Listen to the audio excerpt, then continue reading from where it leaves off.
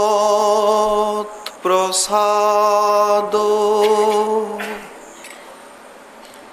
যস্যা প্রসাদান্ন গতি কুতোপি ধ্যেয়ং স্তুবং স্তস্য যশস্ত্রিসন্ধম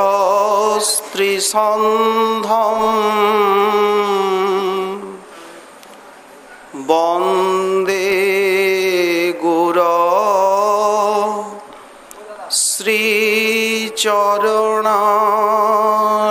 শ্রীচরণারবিন্দম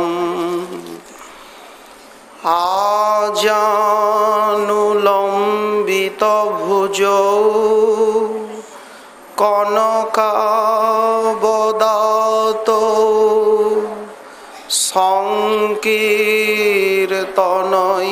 সংকীর্তনৈকপিতরো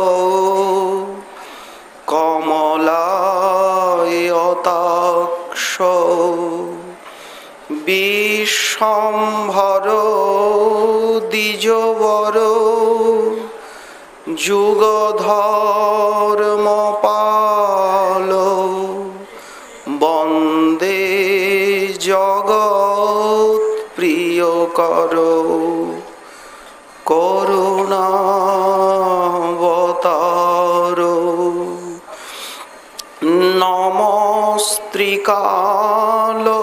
নমস্ত্রিকালসত্তায়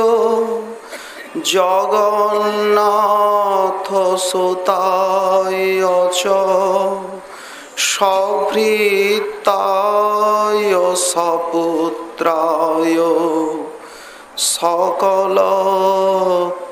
সকলত্রায়তে নমঃ বর্হাপিরাভিরামং মৃগমদতিলকং কুণ্ডলাক্রান্ত গণ্ডং কঞ্জাক্ষং কম্বুকণ্ঠং স্মিতশুভগমুখং স্বাধরেণস্তবেনুং শ্যামং শান্तं ত্রিভঙ্গং রবিকরবসनं ভূষিतं বৈজয়ন্तं বন্দে বৃন্দাবনস্থং যুবতীশতবৃতং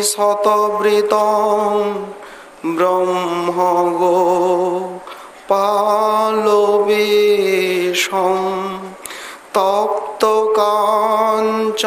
গৌরাঙ্গী রাধে বৃন্দাবনেশ্বরী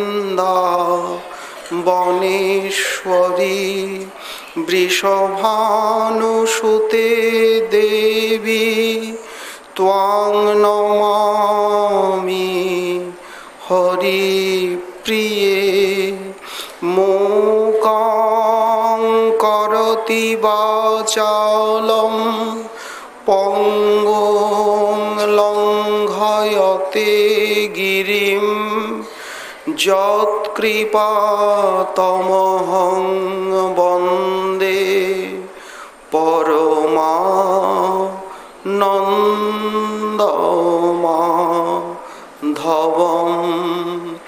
বাঞ্ছাকল্পতরুভ্যশ্চ কৃপাসিন্ধুভ্যো এব চ পতিতানাং পাবনেভ্যো বৈষ্ণবেভ্যো নমো নমঃ। হরি ভক্তি পরাজে চ হরিনাম পরায়ণা দুর্বৃত্তা বা সুবৃত্তা বা তেষাং নিত্যং নমো নমঃ। নমো ধর্মায় মহতে নমো কৃষ্ণায় বেধসে ব্রাহ্মণেভ্যঃ নমস্কৃত্য ধর্মাन् বক্ষ্যে সনাতনम्। নারায়ণং নমস্কৃত্য নরং চৈব নরোত্তমং দেবীং সরস্বতীং ব্যাসং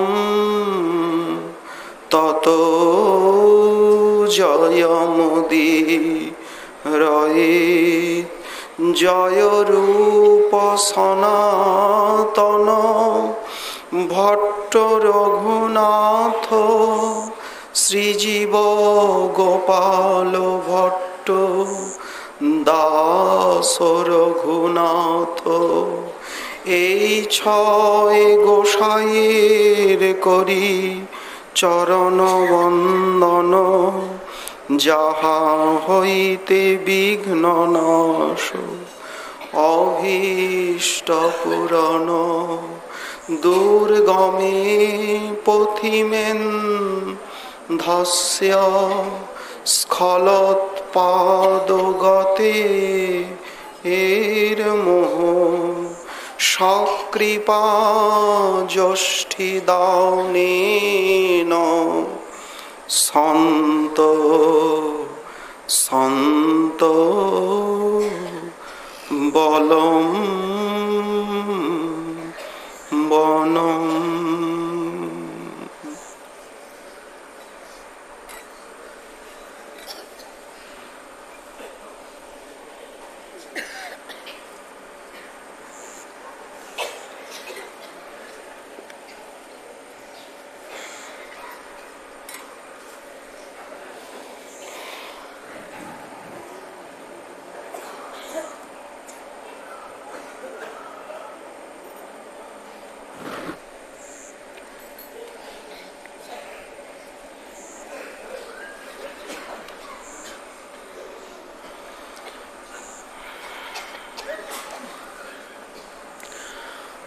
অশ্রূণাং কিমপি প্রবাহ নিবহৈ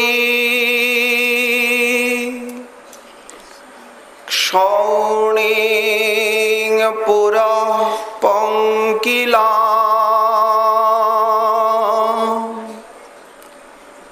কুর্বন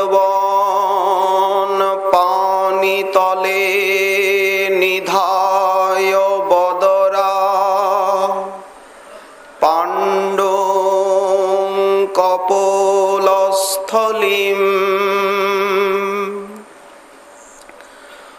আশ্চর্যং লবণ দররোধসি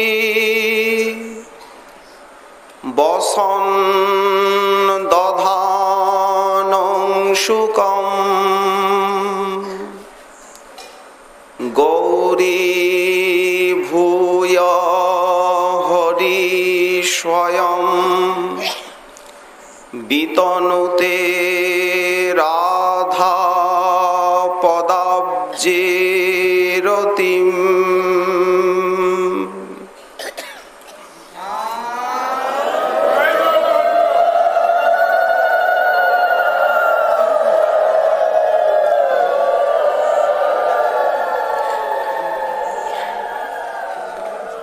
কলিযুগ পাবনাবতার প্রেম পুরুষোত্তম করুণা সিন্ধু শ্রী শ্রীমন মহাপ্রভুর পরম অন্তরঙ্গ প্রিয় পার্ষদবর্য শ্রীল প্রবোধানন্দ সরস্বতী চরণ তার শ্রী শ্রী চৈতন্য চন্দ্রামৃতম নামক মহাগ্রন্থে 135 সংখ্যক শ্লোকে মহাপ্রভুর যে অপরূপ সন্ন্যাস লীলা মাধুরী, রাধা ভাবাঢ্য শ্রী শ্রী গৌরহরির যে বিবিধ ভাব বৈবস্যময় চেষ্টা, এই শ্লোকে তারই সজীব বর্ণনা দিচ্ছেন। আজ স্বয়ং শ্রীহরি রাধা চরণার বৃন্দে রতি বিধান করছেন। আমরা কয়েকদিন যাবৎ এই শ্লোকের ব্যাখ্যা মাধুরী আস্বাদন প্রসঙ্গে এই যে শ্রীমন মহাপ্রভুর সন্ন্যাসের স্বরূপটি, ত্যাগের যে মহিমা, গীতায় তো তার আহ্বান আছে। পার্থ সারথী কুরুক্ষেত্রের রণাঙ্গনে দাঁড়িয়ে বললেন তো, সব কিছু ছেড়ে ঐকান্তিক ভাবে আমার শরণ নাও, মাম অনুস্মর যুদ্ধ চ। যুদ্ধ তোমায় করতেই হবে, কিন্তু আমার আজ্ঞা বাহক রূপে তুমি করবে আমার সুখের নিমিত্ত। কিন্তু সেখানে এত সজীব দৃষ্টান্ত মেলা ভার। আজ স্বয়ং ভগবান ব্রজরাজ নন্দন মুরারি মোহন তিনি কৃপা করে নেমে এসেছেন ভক্তাবতার রূপে, ভক্ত সেজেছেন। ভক্তির রসমাধুরী আস্বাদনের সঙ্গে সঙ্গে বিশ্বজীবকে শিক্ষা দিচ্ছেন অপরূপ ভজন পরিপাটি। সন্ন্যাস বলতে সম্যক রূপে ত্যাগ। তো প্রেমিকই সম্যক রূপে ত্যাগ করতে পারে, তারই অন্তরে কৃষ্ণ সুখ কামনা ছাড়া আর কিছুই স্থান পায় না। একেই বলা হয়েছে যুক্ত বৈরাগ্য। অনেক প্রকারের ত্যাগ শাস্ত্রে বর্ণিত হয়েছে। যেমন সেদিন শ্মশানে গিয়ে মনটা কেমন বিরাগী হয়ে গেল, আমায় তো মরতে হবে, কিন্তু ক্ষণিক শ্মশান বৈরাগ্য। যেমন উপরে ফল্গু নদীর বালু, ভিতরে গুপ্ত জলপ্রবাহ, ঠিক উপরে মাদৃশ জীবের দেখা যাচ্ছে যে ত্যাগ, অন্তরে রইল কামনা, এটি ফল্গু বৈরাগ্য। বাহিরে ঠিকঠাক আছে, বোঝা যায় না, কিন্তু অন্তর মাকালের ফল মর্কট বৈরাগ্য। এই তো আমার অবস্থা। একে কিন্তু সন্ন্যাস বা ত্যাগ বলে না, বা বিরাগ বলে না। এই জন্য মহাপ্রভু বললেন যুক্ত বৈরাগ্য। কৃষ্ণের সংসার করো ছাড়ি অনাচার, জীবে দয়া। এই জীবে দয়াটা কেমন? যিনি শ্রেষ্ঠ তিনি তো দয়া করেন, যার আছে সেই তো দয়া করবে। আমাদের তো কিছু নাই, কাঙাল আমরা, দয়ার প্রশ্ন কি? বললেন না না, ধনজন দিয়ে দয়ার কথা বলা হচ্ছে না এখানে। সাধ্যমতো ওটা তো করতেই হবে। ক্ষুধিতকে অন্নদান, এর থেকে বড় দান নেই কলিকালে। কারণ অন্নের উপরে প্রাণ দাঁড়িয়ে আছে।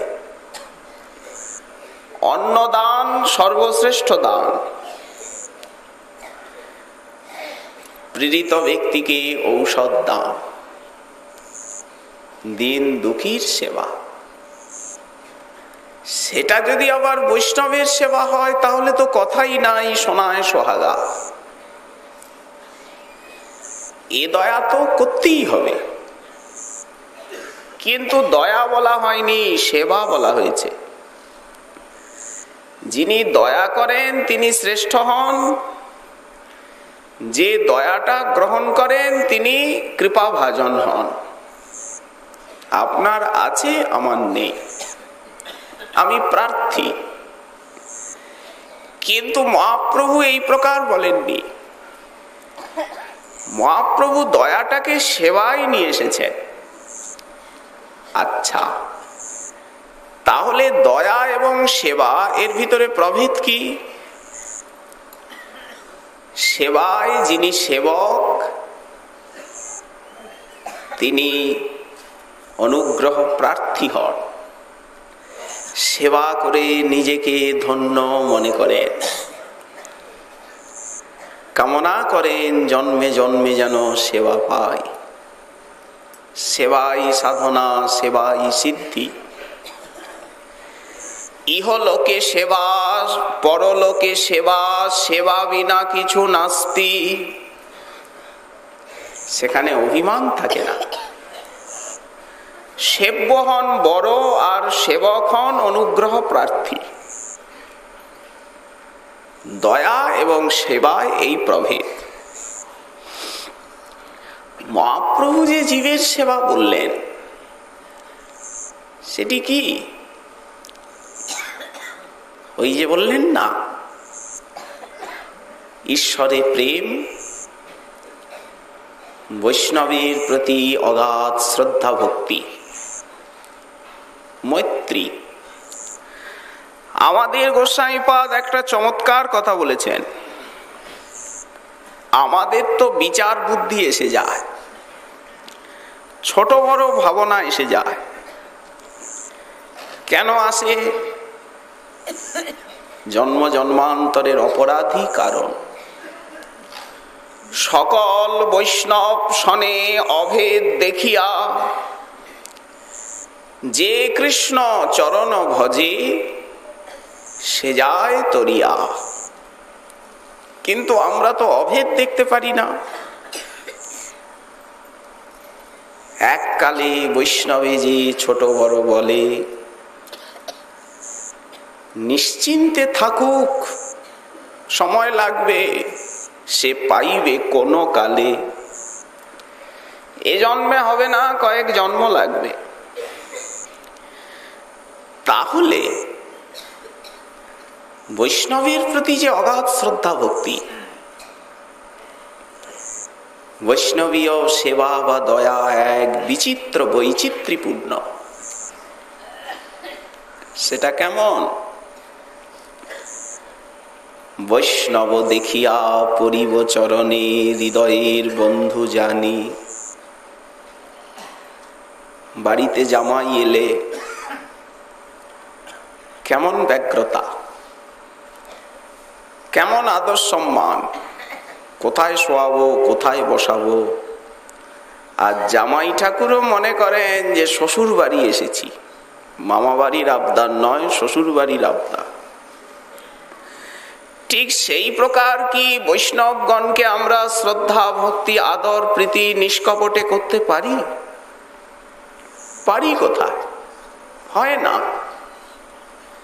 বৈষ্ণব কৃষ্ণ অভেদ করি জানি, ভেদ দর্শন এসে যায়।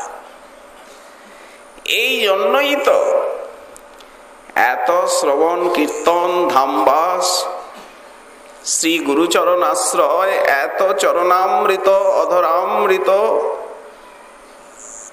কিন্তু কিছুই কাজ করছে না। বৈষ্ণব দেখিয়া পরিব চরণে, হৃদয়ের বন্ধু জানি। কেঁদে কেঁদে আমার দুঃখের কাহিনী বলবো, তখন আমা লাগি কৃষ্ণে নিবেদিবেন প্রচুর।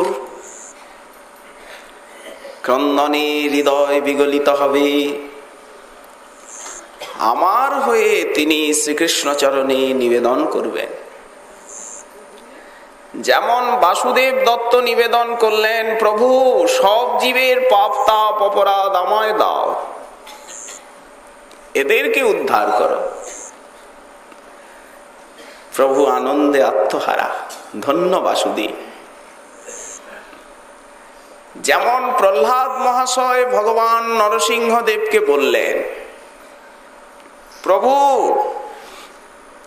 আমি নিজের মুক্তি চাই না, নিজের উদ্ধার আমি কামনা করি না।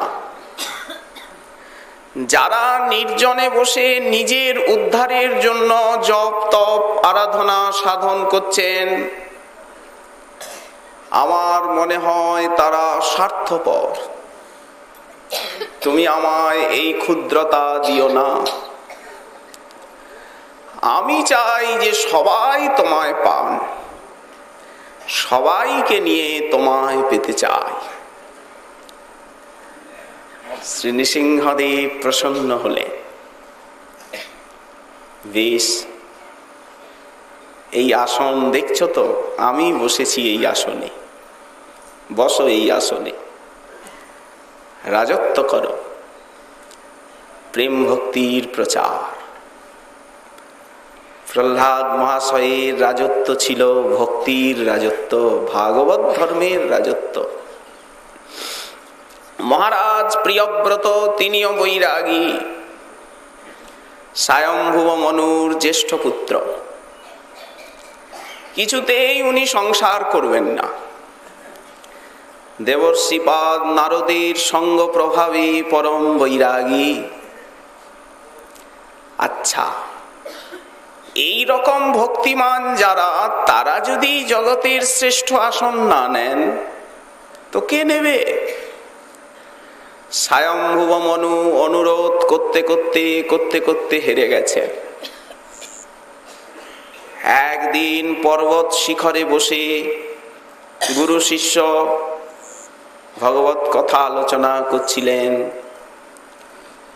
সেই সময় সহসা ব্রহ্মা হংস বাহন সত্যলোকের থেকে নেমে এলেন। বৎস প্রিয়ব্রত, তুমি রাজা হবে না?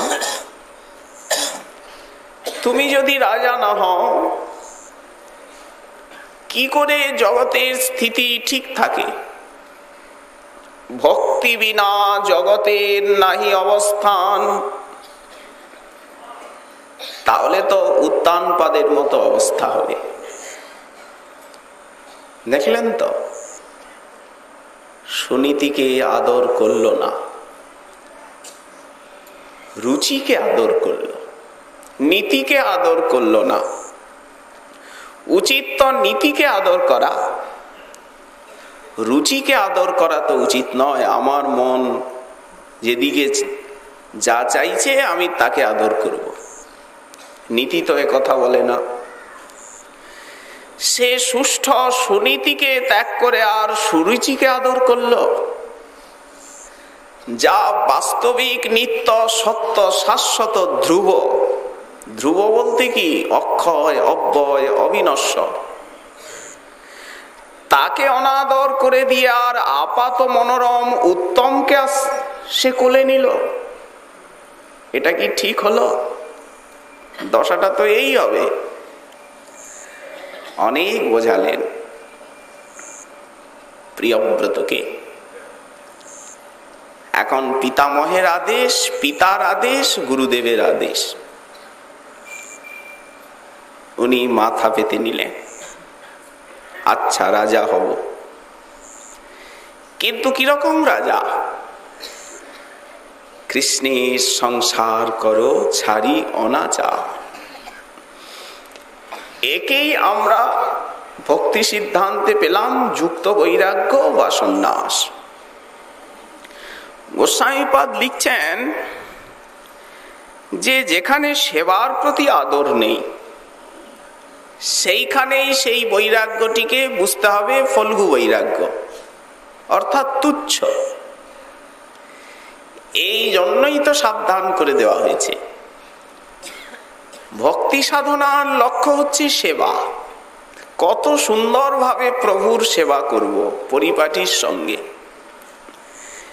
কিন্তু যেখানে সেবার প্রতি অনাদর এসে গেল, কাদের সেবার প্রতি অনাদর থাকে? কর্মী, যোগী, ন্যাসী, ধ্যানী আর অন্নদেব পূজক ধ্যানী। ইহলোক দূরে পরিহরি। ঠাকুর মহাশয় এদের সঙ্গ ত্যাগ করতে বলেছে।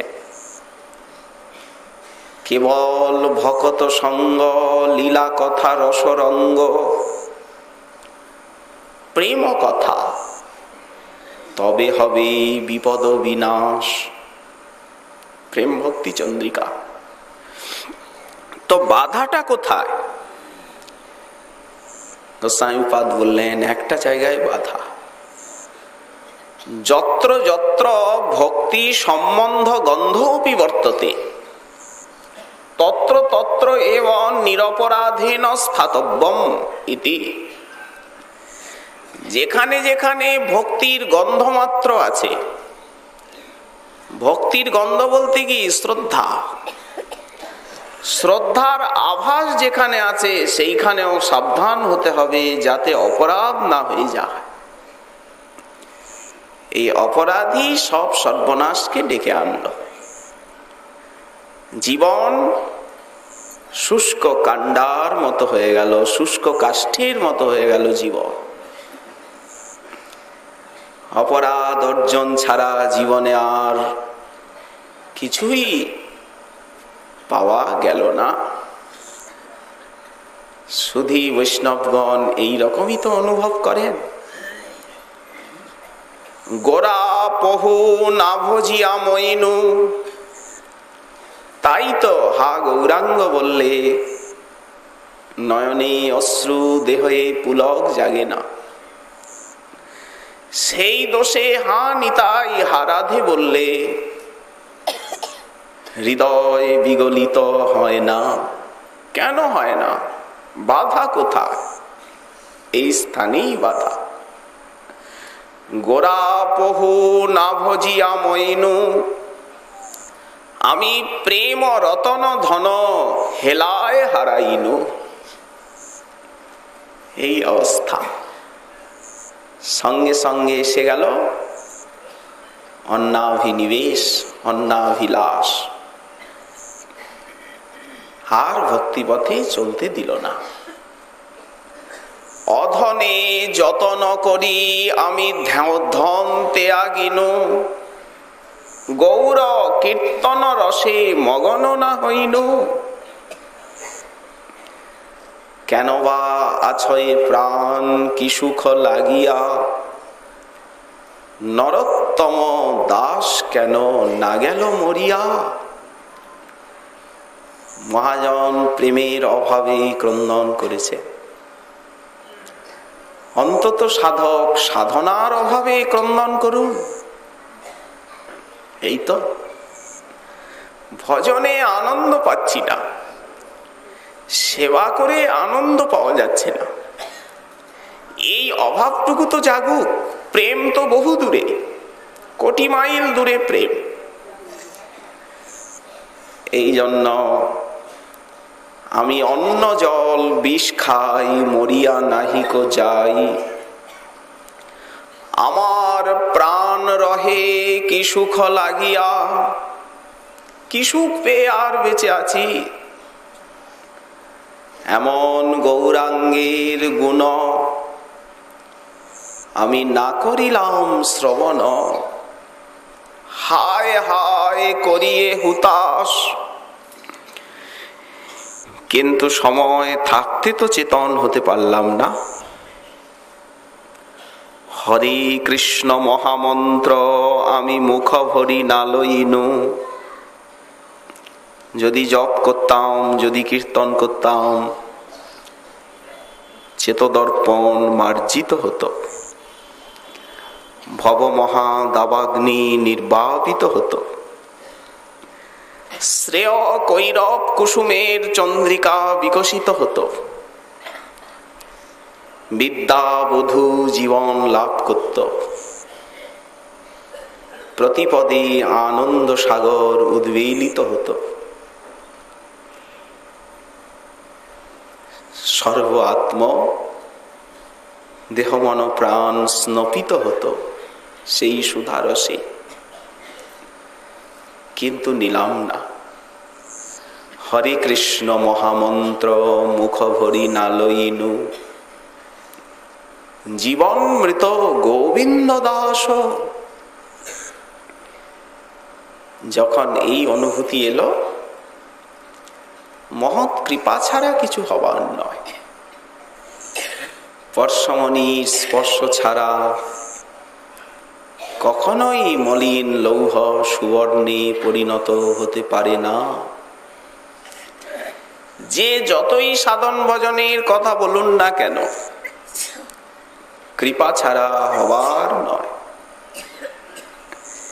এই জন্য কৃপার কাঙাল হওয়া।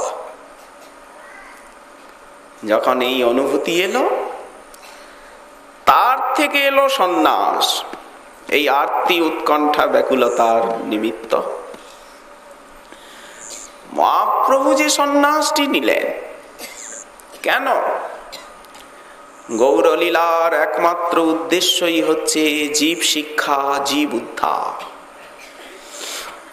একটা আন্তরিক কারণ তো আছে, সেটা প্রভুর ব্যক্তিগত। সন্ন্যাসের যে অন্তরঙ্গ কারণ সেটা তো গুপ্ত, সেটা তো প্রভুর ব্যক্তিগত। কিন্তু গৌরলীলার একমাত্র উদ্দেশ্যই হচ্ছে আপনি আচরি ভক্তি শিখামু সবারে। নিজে না আচরিলে অন্যে শিখানো না যায়। হাজার উপদেশ, হাজার পাঠ প্রবচন একদিকে, আর একজন ভজনশীল মহাপুরুষের একটা টু শব্দ আরেক দিকে, কোনো তুলনাই হয় না। কি করে গৌর চরণার বৃন্দে ভক্তি হয়? শাস্ত্র আওড়ালে হবে? হবে না। ভজনশীল মহাপুরুষের কৃপা দৃষ্টি চায়। একটাই উপায়, দ্বিতীয় রাস্তা নেই। দৃষ্টান্ত আছে। ওই সেদিনের কথা। একজন যুবক পাশ্চাত্য শিক্ষায় শিক্ষিত হয়ে সনাতন ধর্মের প্রতি বীতশ্রদ্ধ হয়েছে। বামুনের ছেলে পইতে ফেলে দিয়েছে, কুসংস্কার, জাতিভেদ মানে না, বর্ণাশ্রম মানে না। বড় বড় সভা সমিতিতে ব্রাহ্ম ধর্মের প্রচার করে বেড়ায়। ঈশ্বর নিরাকার, মূর্তি পূজা মনোকল্পনা। বৈদিক সনাতন ধর্মের প্রতিবাদী, তেজস্বী। কি মনে হয়েছে যুবকের? এত তো বক্তৃতা দিয়ে বেড়াচ্ছি, কিন্তু মনে তো শান্তি পেলাম না।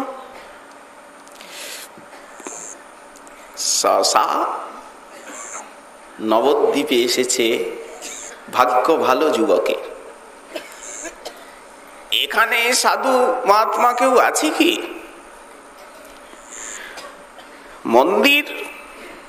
মন্দির দেখে কি করব? ধামেশ্বর মহাপ্রভু, বিষ্ণুপ্রিয়া প্রাণনাথ সেই মন্দিরে গেছে। এক মূর্তি সাধু বাবা আছেন, থাকেন সাধারণ জীবন, সাদা জীবন।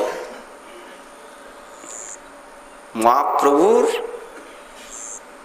সেবা কার্য তার ইঙ্গিতে হয়।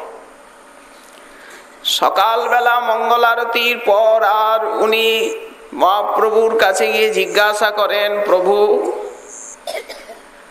আজ তোমার কি ভোগ লাগবে বলো, কিছু ইঙ্গিত দাও, বলো। সুর করে গাইতে থাকেন নরহরি সরকার ঠাকুরের শচীনন্দনাষ্টক, যাতে মহাপ্রভুর সন্ন্যাস মহিমা সুপ্রকাশিত। গোপীনাং কুচকুমকুমেন নিচিতং বাসককিমস্যারুণম। ওই যে গৈরিকাম্বরটা না মহাপ্রভুর অঙ্গে, ওটি আসলে গৈরিকাম্বর নয়, গোপিকাগণের বক্ষে যে কুমকুম, সেই কুমকুম লেগে লেগে পীতাম্বরখানা গৈরিক বর্ণ হয়ে গেছে। গোপীনাং কুচকুমকুমেন নিচিতং বাসককিমস্যারুণম নিন্দৎ কাঞ্চন কান্তিরাসরসিকা শ্লেষেন গৌরং বপু।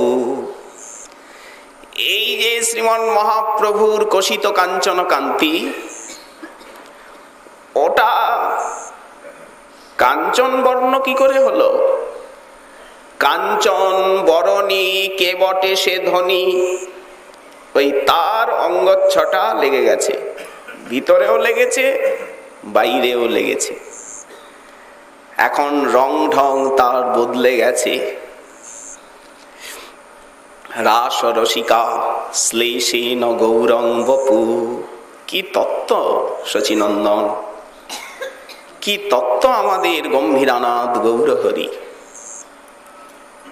বুক জুড়িয়ে যায় তত্ত্বের কথাটা ভাবলে। আর যারা অনুভূতির মধ্যে তাকে পেয়েছেন, একান্ত সম্বন্ধের বন্ধনে আপন করে নিতে পেরেছেন শচী দুলালকে, তাদের চরণার বৃন্দে কোটি নমস্কার। তা সবার পদরেণু মোর পঞ্চগ্রাস, তাদের চরণ সেবী ভক্ত সঙ্গে বাস। জন্মে জন্মে যেন সেই গৌর ভক্তগণের সঙ্গ হয়, তাদের চরণামৃত পানীয় হয়, তাদের অধরামৃত আহার হয়, তাদের চরণধূলি যেন অঙ্গের ভূষণ হয়। তাদের চরণ সেবী ভক্ত সঙ্গে বাস, জনমে জনমে মোর এই অভিলাষ। তাসাং গার্হ করাভিবন্দন রসাত লোমদগম দৃশ্যতে, আশ্চর্যং সখী পশ্য লম্পট গুরো সন্ন্যাসীবে সংখিত। আশ্চর্য দেখো, সেই লম্পট চঞ্চল চূড়ামণি কালিন্দী পুলিনাঙ্গন প্রণয়ী জামুন তটবনচারী, তিনি আজ সন্ন্যাসী সেজে ঘুরে বেড়াচ্ছেন নিজ প্রেয়সীকে সমালিঙ্গন করে তার ভাবকান্তি নিয়ে। আচ্ছা, এইভাবে সন্ন্যাস হয়? একে সন্ন্যাস বলে কি?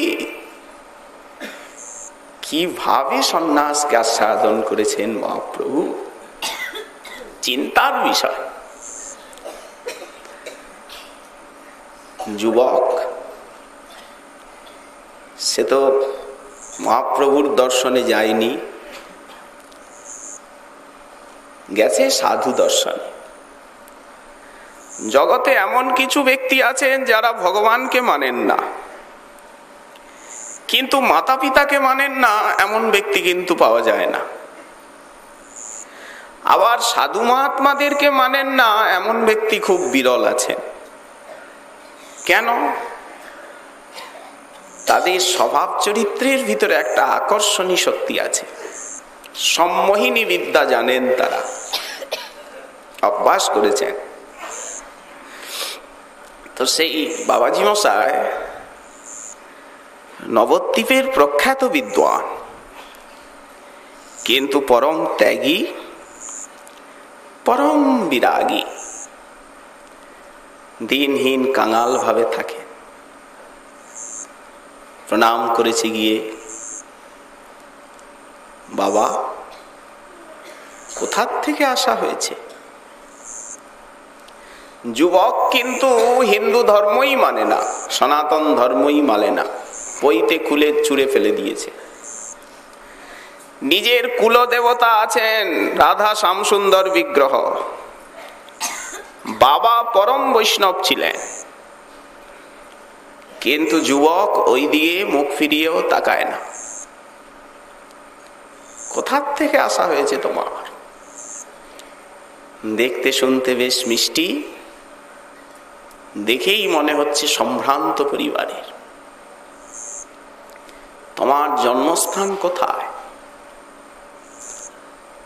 যুবক বললেন শান্তিপুর। শান্তিপুর? চমকে উঠলেন, বুকের ভিতরটা ছ্যাদ করে উঠল। শান্তিপুর? সে তো আমার সীতানাথের লীলাভূমি, মহাপ্রভুর চরণ রজ রঞ্জিত চরণ চুম্বিত ভূমি শান্তিপুর। তুমি সেখানের লোক? দেখুন ভক্তি কাকে বলে। কেউ যদি বলেন আমি অমুক জায়গার থেকে এসেছি, সঙ্গে সঙ্গে মনে হয় সেই স্থান, সে তো মহাপ্রভুর লীলাভূমি। ওহো, বড় ভাগ্যবান তুমি, সেই স্থানে জন্মেছ।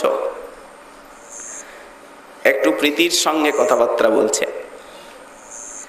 জানো শান্তিপুর কি স্থান? শান্তিপুর নামটা শোনা মাত্র ওনার শরীরে শ্রীবিগ্রহে অষ্টসাত্ত্বিক বিকার হচ্ছে, অশ্রুকম্প পুলক, কণ্ঠরুদ্ধ হয়ে গেছে। এ অবনী মণ্ডল মাঝে, এই জগতে এতিন ভুবন মাঝে অবনী মণ্ডল সাজে,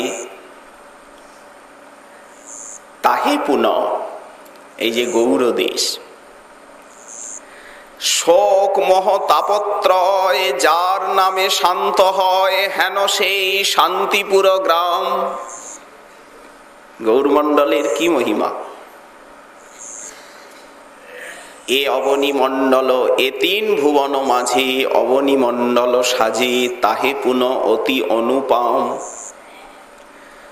দুঃখ শোক তাপত্রয় যার নামে শান্ত হয়, হেন সেই শান্তিপুর গ্রাম। কুবের পণ্ডিততায় শুদ্ধ সত্য দ্বিজরায়, নাভা দেবী তাহার গৃহিণী। জগতের দুঃখ দেখে মহাবিষ্ণুর আরাধনা করলেন। সেই উপাসনা কাজে নাভা দেবী গর্ভ মাঝে মহাবিষ্ণু হইলা অধিষ্ঠান। তুমি সেইখানের লোক? শান্তিপুরের মহিমা বলছে।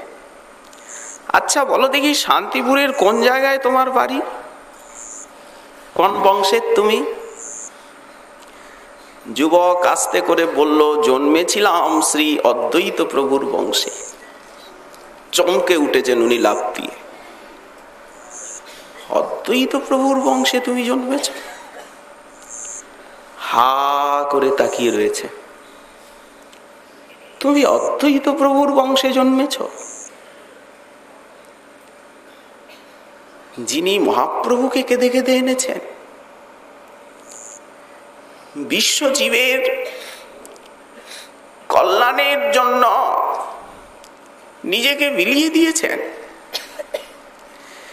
যিনি স্বয়ং মহাপ্রভুর কাছে প্রার্থনা করেছেন, প্রভু মূর্খ কি না নীচ পতিত পাষণ্ডী পামর তাদেরকে তুমি আগে দয়া করবে, বালক বৃদ্ধ পুরুষ নারী কেহ যেন বঞ্চিত না হয়। কুলীনদেরকে প্রভু দেবে না, কারণ তারা তোমার ভক্তি ভক্তকে মানেন না। দিনহীন কাঙাল যাতে তোমার এই ভববিরিঞ্চি দুর্লভ প্রেম পেয়ে আর মত্ত হয়ে নাচুক, এটি আমি দেখতে চাই। বলো দেখি, তোমার মালা নাই, তিলক নাই, যজ্ঞোপবীত নাই, শিখা নাই, তুমি ত্রিকচ্ছ বসন পরো না, কি দশা? এ কথা বলেই উনি আবিষ্ট হয়ে গেলেন।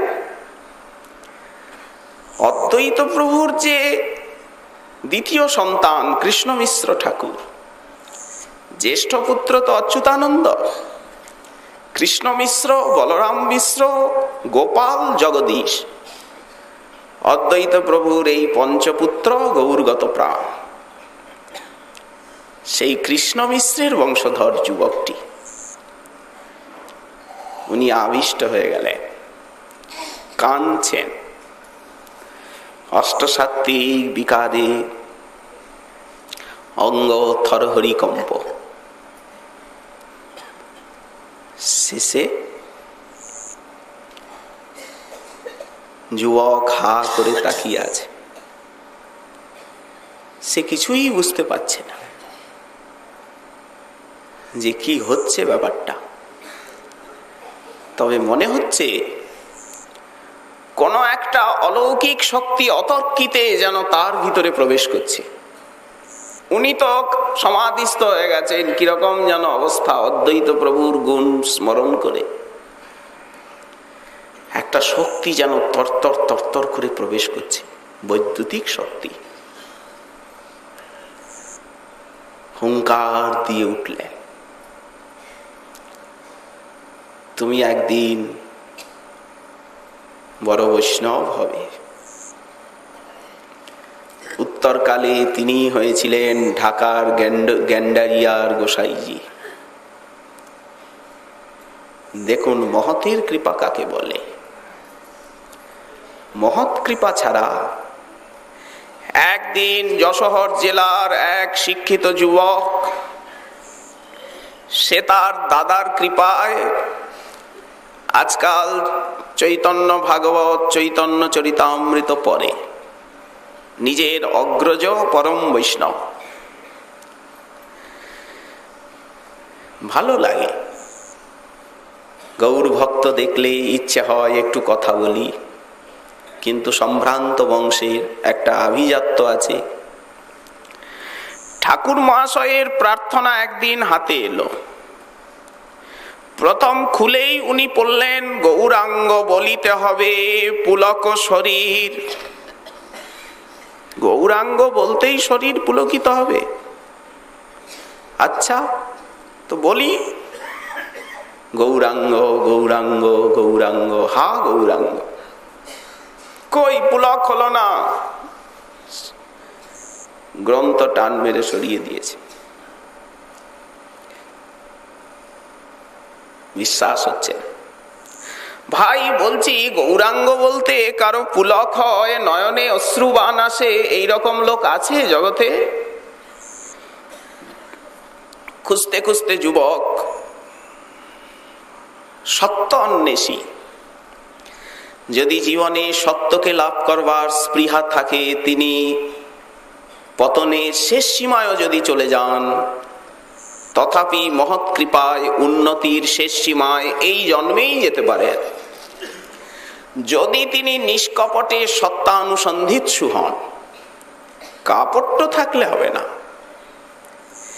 এই জন্য মহাজন বললেন, হৃদয় কপাট খোলো আর গৌর গৌর বলো। কপাট দিয়ে নয়, কপাট খুলে। পূর্ণিমার রাত্রিতে যদি কপাট বন্ধ থাকে, বাতায়ন বাইরে যতই জ্যোৎস্নার ফুটফুটে আলোক থাক না কেন, ঘরে আলো ঢুকবে না। তেমনি কপট ছাড়িয়া ভজে ভজিতার পায়। কপটতাকে তো ত্যাগ করা যাচ্ছে না। এইটাই তো মাতৃষ জীবের ব্যাধি কিনা, দুর্দশা কিনা। যুবক জিজ্ঞাসা করতে করতে জানলো যে অমুক গ্রামে একজন সাধু আছেন যে গৌর নাম শুনলেই কেঁদে আকুল হন। আচ্ছা, ছুটে গিয়েছে কলকাতার থেকে দেখতে। নামটা যদি যুবকের আমরা বলি না, এক্ষুনি আপনারা চিনে ফেলবেন। নাম বলা হবে না। গিয়ে দেখছে গ্রামের এক পারে একটা পর্ণকুটির, চারিদিকে কাটা দিয়ে ঘেরা। সাধারণ সাদামাটা জীবন।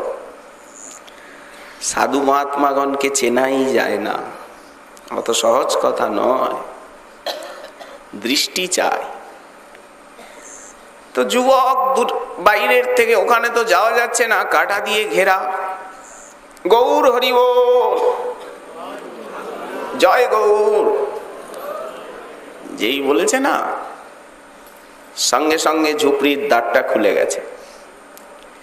একজন বৃদ্ধ সাধু বাবা কাঁপতে কাঁপতে, চোখে দরদর করে ধারা, কাটার উপর দিয়ে আর উনি দৌড়াতে দৌড়াতে আসছেন। কে বন্ধু, কে? তুমি আমার প্রভুর নাম আমায় শোনালে, কে তুমি? সর্বনাশ, বুড়ো মানুষ কাটার উপর দিয়ে তত্তর করে আর চলে আসছেন। চোখে অবিরাম দরদর ধারা, দেহে একদম কাঁঠালের মতো পুলক। এসে আর যুবককে বুকে জড়িয়ে ধরেছে, অশ্রু জলে মস্তকটি ভিজিয়ে দিয়েছে। সেই দিনের থেকে সেই যুবকের চিত্তে গৌর প্রেমের প্লাবন জাগলো। বলবো যুবকের নামটি?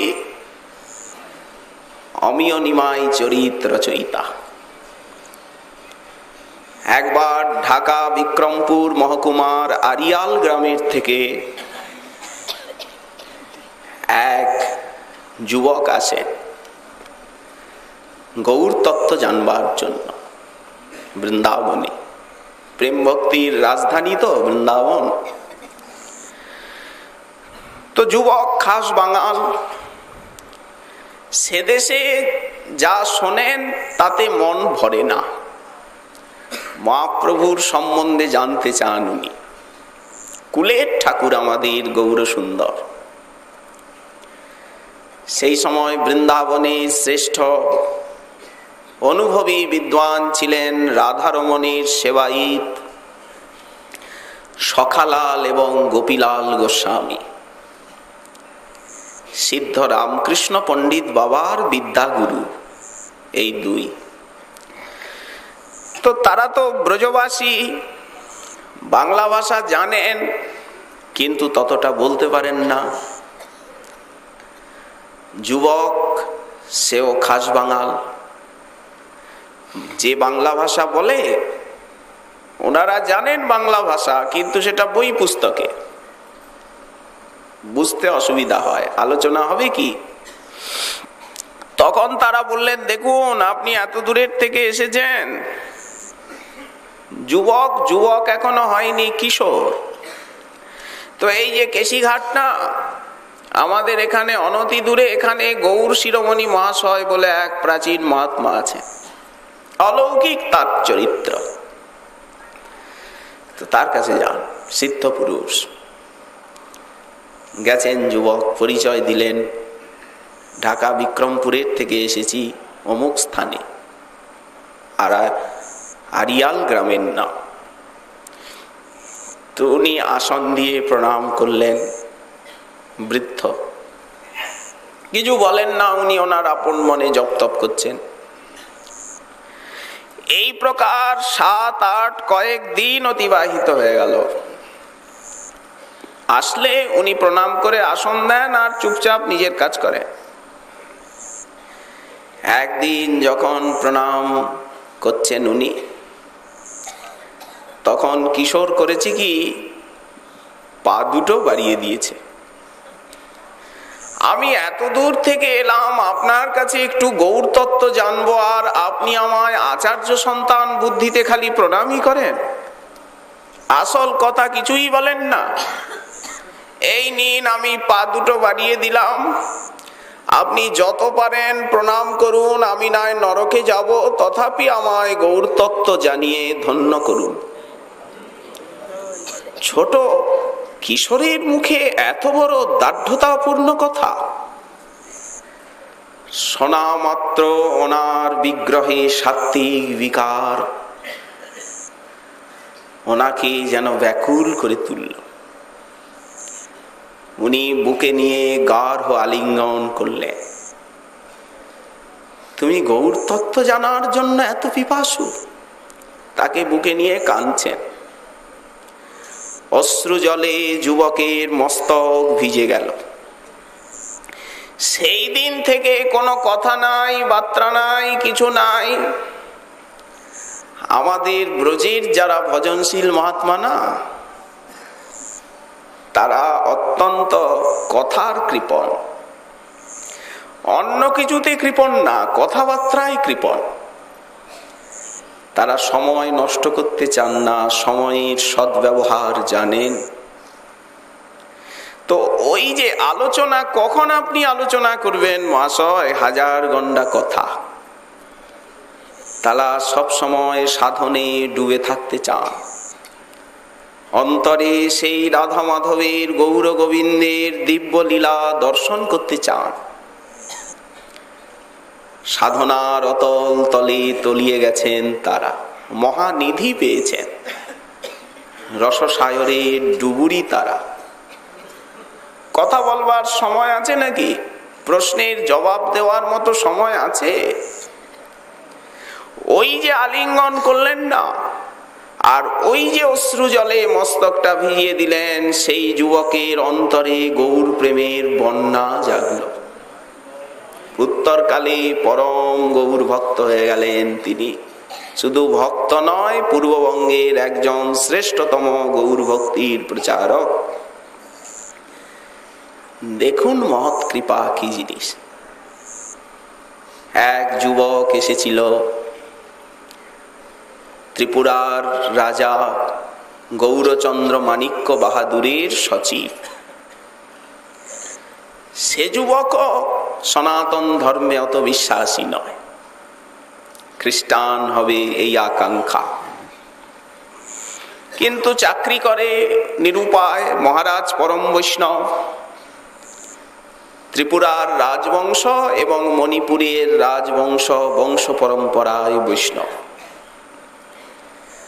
তো মহারাজ বৃন্দাবনে আছেন নিজ কুঞ্জে, যুবক এসেছে সেবক রূপে। তো কাজের অবসরে ঘুরে বেড়ায় যমুনার তীরে তীরে, ভালোই লাগে, নির্জন নিথর বনভূমি। ঘুরতে ঘুরতে একদিন দেখছে যমুনার তীরে এক তমাল বৃক্ষ মূলে একজন মহাত্মা বসে ভাগবত পাঠ করছেন। কোন শ্রোতা নাই, কেউ নাই, জঙ্গল, নিবিড় বনবীথি। যুবক কিছু সংস্কৃত জানে।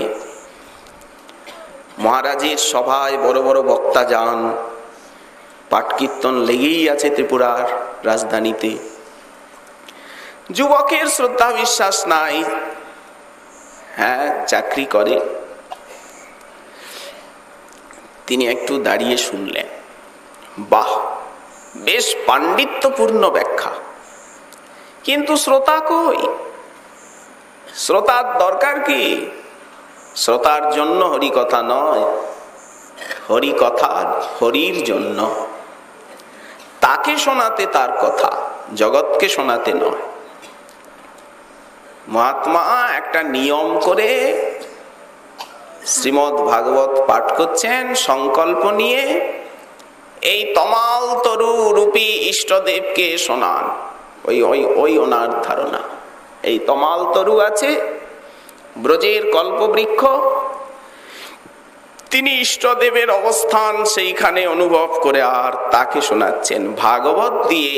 ভাগবত ভগবানের সেবা একে বলে। উনি যান, ব্যস্ত কথা, রোজ আসবো। আসেন, গোপনে প্রণাম করে দূরে দাঁড়িয়ে থাকেন। উনি তো ওই মুখ হয়ে হরিকথা বলছেন, সাধ্যায় করছেন, মাঝে মাঝে আবার ব্যাখ্যাও করেন। একদিন হঠাৎ চোখে পড়ে গেলেন, কে তুমি? এসো, শোনো, রোজ আসবে, বসে শোনো। আচ্ছা, মহাত্মার আজ্ঞা, শুনি। যেদিন ওনার নিয়মটা শেষ হবে না, যুবক বসে আছে, উনি পাঠ করছেন নির্জন বনের মধ্যে একটা তমাল তরুতলে বসে। সহসা অতর্কিতে যেন তমাল তরুটা যেন ভিন্ন হয়ে গেল। সেখানে থেকে উজ্জ্বল ইন্দ্রনীল মণি জ্যোতি প্রকাশিত হল। দেখতে দেখতে সেই জ্যোতি অপূর্ব মূর্তি নিল। মূর্ছিত হয়ে পড়ে গেলেন যুবক।